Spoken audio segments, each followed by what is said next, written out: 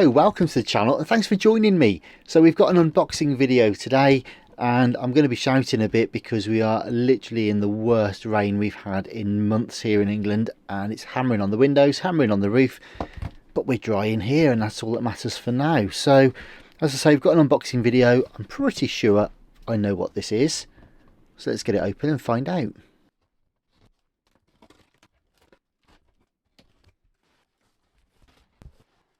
Nice to see something being properly packaged.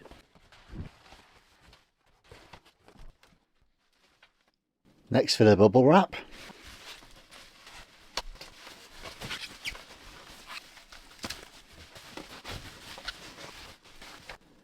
And just before I unveil this properly, just a quick note. I've referenced this in a recent video I did on a beautiful little Ultra Thorn EMI radio cassette. I think it's a 6278, saying that when you buy things on eBay, quite often, normally they are not as described, or the seller decides he doesn't want to sell it for the actual agreed and legally binding price. They don't bother sending it, or they lose it, or it is beautiful, it would be exactly as described, you got it for a bargain, it was posted, and then it gets damaged in the post.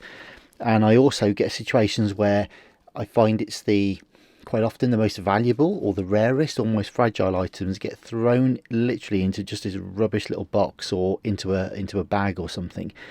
And yet when you've got something that's perhaps a bit more of a basket case, people go to the time, effort and love of actually packaging it properly. And I think that's what we're going to see with this. It's been beautifully packaged. It was in a decent thick cardboard box. It was wrapped with corrugated cardboard. It's had loads of bubble wrap, and I know that this particular item isn't really that valuable, or at least at the moment it needs a lot of work, but they've done their very best to protect it, and that has to be something we should applaud.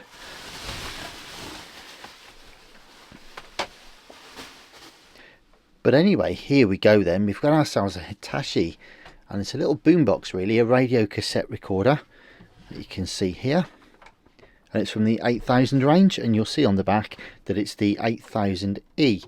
Now, I do a lot of JVCs, I think, on the channel primarily, because I've got a bit of a penchant for those.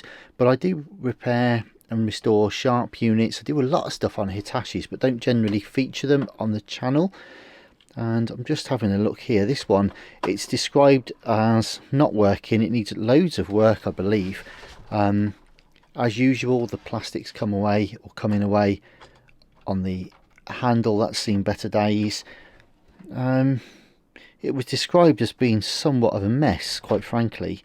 And I've got to say, I'm just having a look around it at the moment, but I've got to say, it actually doesn't look in too bad a condition. Okay, so the tuning knob is missing. The plastic, as I say, has seen better days on the handle. That's given up the ghost somewhat. Should be repairable though, to be honest with you, and it's certainly not uncommon for that to happen on these units. But I do have a spare handle. I've got a donor unit, so I can use the tuner gauge, the tuner dial, if I need to. Depends what else is wrong with it really. But I did do an 8000E not long ago. I'm not sure if I actually featured it on the channel. I think I might have just gone ahead and done it on my own without sort of sharing it. Okay, so the aerial is loose just here. You can hear that wobbling around. In fact, if I zoom in, you'll see that. And that may well just be the screw itself is loose. Let me just look at that.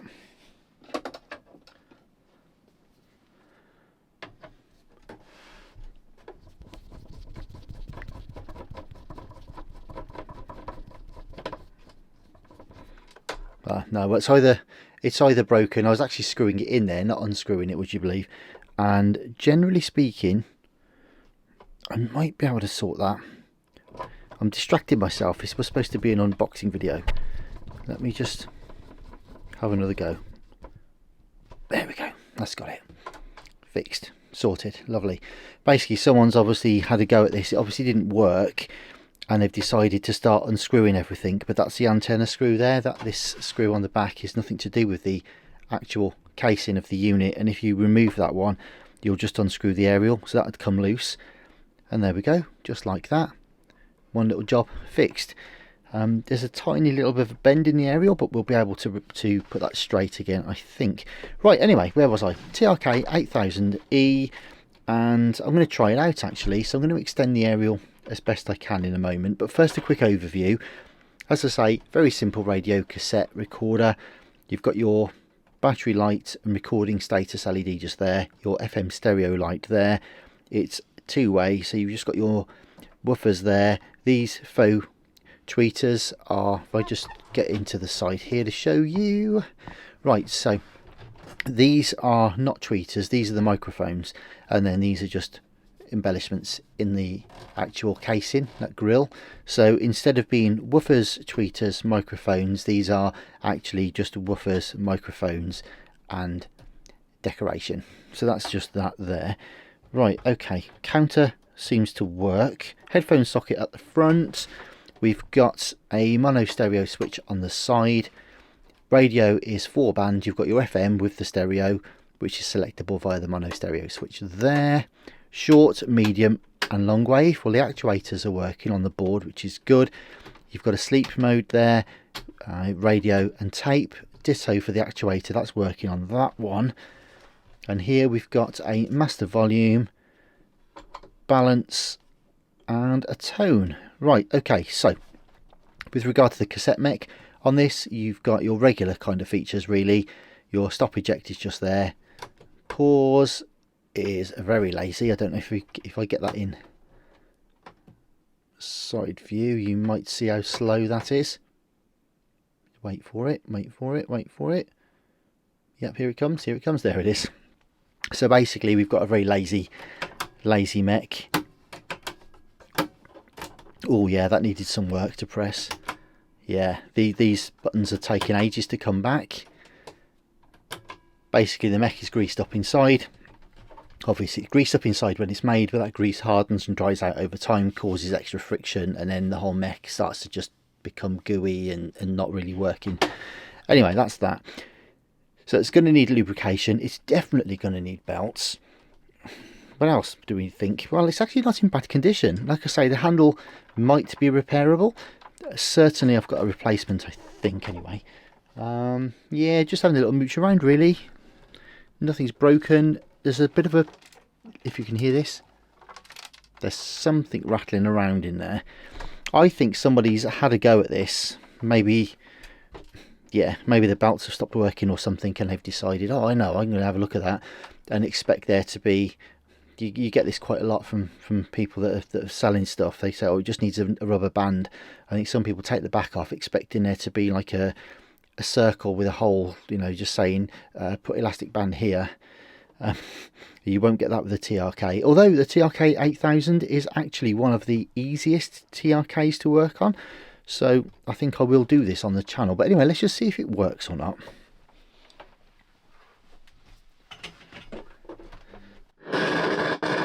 Oh, right. That volume control is nasty.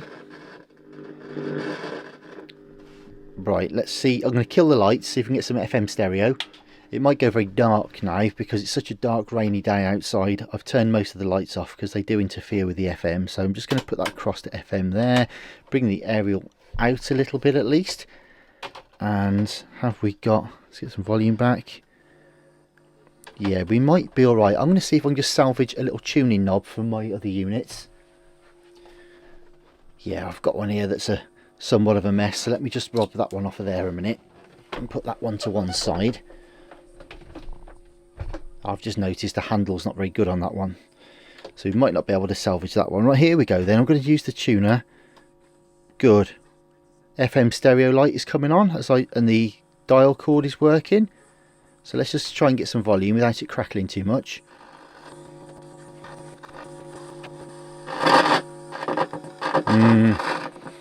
Let me just turn that. Yeah, let me just turn that off a minute. Let's try one more time. Clean the switches a little bit by hand. Right, here we go.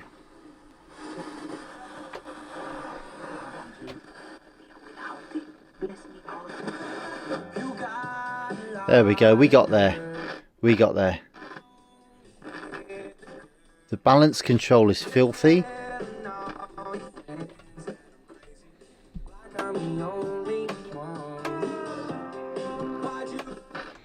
Alright, so we've got to do some work on those switches. Let me put the lights back on a minute. Yeah, those switches are filthy, they're dirty, the balance control's not working properly, so you're getting some out of one speaker and not out of the other, and then when you turn it back the other way you're getting some sound out of the wrong speaker, so that all needs sorting out. Basically I think the switches probably just need a darn good clean. Switch it over to tape and press play. Alright, it's pretty dusty in there, in fact it's very dusty in there, but the play is sort of working. The fast forward works and the rewind works. Now, how filthy is the actual tape path? Well, not the cleanest, but it's not the end of the world either. So I'm going to put this semi-sacrificial tape in just to see if we get any sound. Oh, hello. Oh dear.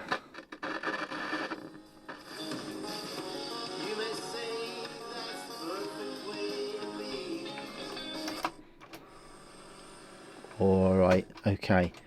And we're getting a lot of noise. Yeah, we're getting a lot of noise from...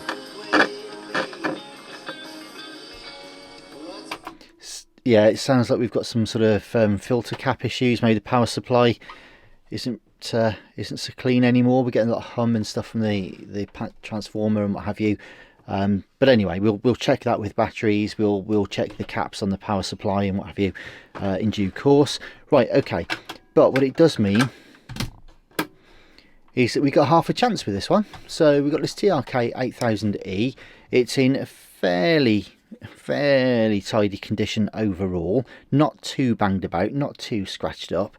As you can see, we've already found a tuner. I've got a donor unit, so I've already found a tuner dial for it, which is half the battle. We should be able to repair the handle.